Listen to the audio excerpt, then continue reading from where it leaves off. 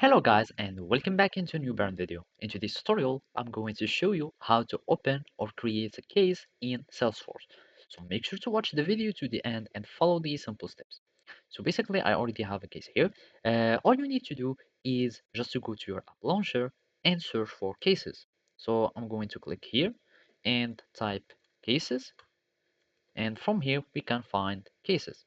So if you want to have this view to be permanent here, you can have your personalized navbar, so you can add more items and go and search for cases and add them in your navbar.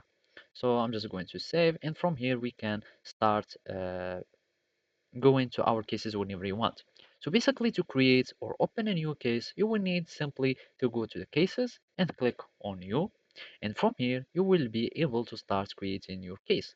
So you will need just to give it an owner and the case number, and of course it will concern some contact name or some contact. You will need just to choose the contact, the account name, etc, etc, and you will give the additional information. So basically you can start giving it already a status or having a default status which is new. You give it a case origin, let's type, and at least fill in the important or required informations. After that, I'm just going to choose email, and from here, I'm just going to click on save. So now we have created our new case and it has been opened. So now you can start assigning tasks for this case.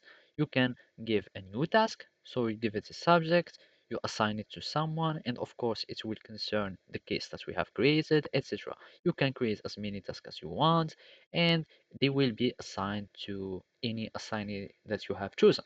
So basically, that's it. Thank you for watching and see you next time.